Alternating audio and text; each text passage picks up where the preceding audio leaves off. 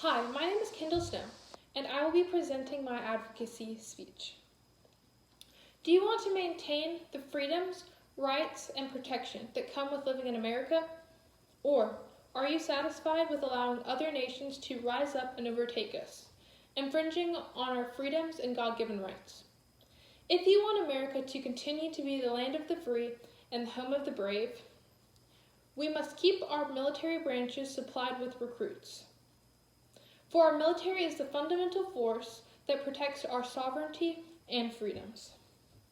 In 2022, 60,000 new recruits were needed in the Army, but only 45,000 enlisted, causing the Army to miss its goal by 15,000 recruits. In 2023, the Army has a new goal of recruiting 65,000 members.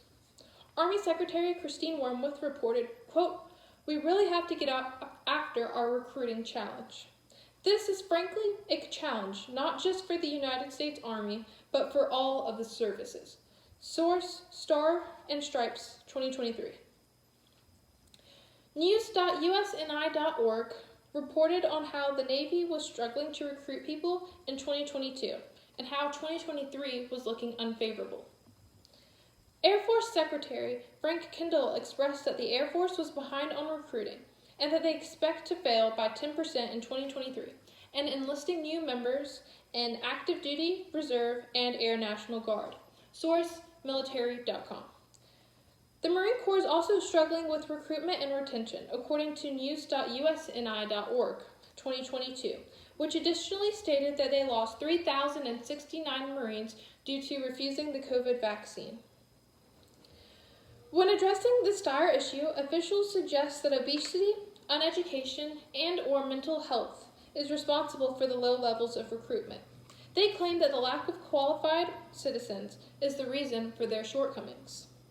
Although mental health is a complex issue without a one-size-fits-all solution, military branches do not have excuses for failing to recruit overweight and undereducated citizens.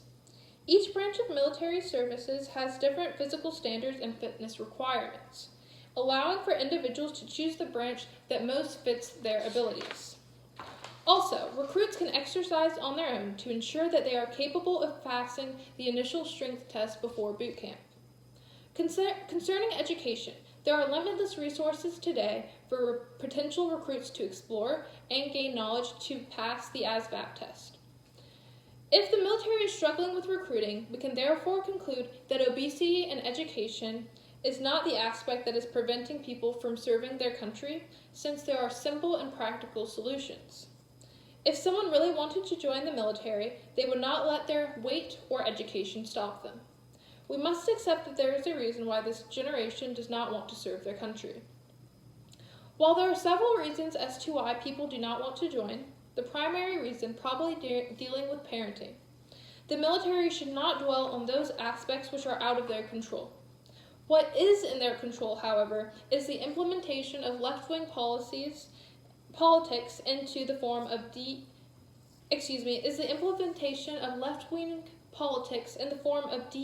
policies in the military. The purpose of the military is to strip one of his or her identity and create a new identity as a soldier, sailor, Marine, or airman. Recruiting techniques and strategies should be aimed at such. And an Army cartoon ad called Be All You Can Be, which features 2 minutes focusing on Emma's two moms and LGBTQ+ protesting, should not be an option. Recruiting ads should focus on the highlights of life in that specific branch of the military. It should not include diversity, equity, and inclusion agendas.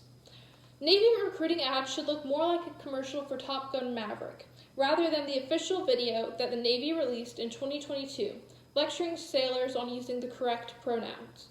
The video focused on creating a safe space for everyone by using the politically correct language, the horrors of misgendering someone and recognizing that, quote, "it is not the end of the world," end quote. Not crushing an individual who is, quote, "in the process of discovery," end quote, to find out their preferred pronouns, and using gender-neutral language. The Marine Corps also had an ad in 2022 named Full Circle, including DEI agendas of gender and race. The U.S. Air Force Special Warfare Attributes video, released in 2022, discussed how airmen would need to overcome stressors, communicate correctly, and develop good values and ethical worldviews. It flaunted a woman who spoke calmly with little motivation or patriotism, and appeared to be unable to pass fitness requirements or physical standards.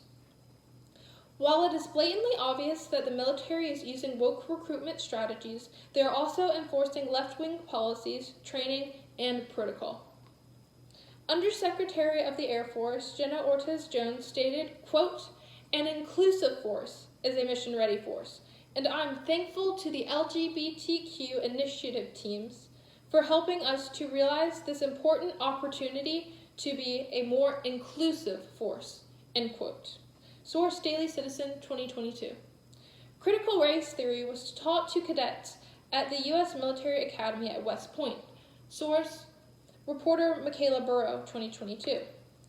The Navy made a 2-week extension to boot camp in order to teach, quote, "personal coping competencies, sleep and stress management, and education in racism and political extremism," end quote. Source: Daily Citizen, 2022. The U.S. Army imposed a plan to systematically achieve the, quote, "model example of diversity, equity, and inclusion," end quote. Source: Federal News Network, 2022. The Army, Navy, and Air Force have all expressed concerns about climate change and created plans to lessen carbon emissions. The Marine Corps also experimented with gender-integrated training and removing addresses from drill instructors like sir and ma'am. Source: reporter Michaela Burrow, 2022. The simple solution to inspire people to join the military is to eliminate DEI agendas and recruiting ads and military policies. Citizens would be more inclined to join the military if they knew that the people in charge were focused on their survival and success, instead of creating a safe space for LGBTQ+ individuals. If they were to eradicate their attention on DEI agendas, all of the military branches would be enlisting more recruits. Pride, transgender, and Black Lives Matter flags have no place in the military as a unit. The only flag that the U.S. military should be supporting and advertising is the American flag. The simple and easiest and most feasible solution to this issue is to reunify the military. Thank you. This concludes my advocacy speech.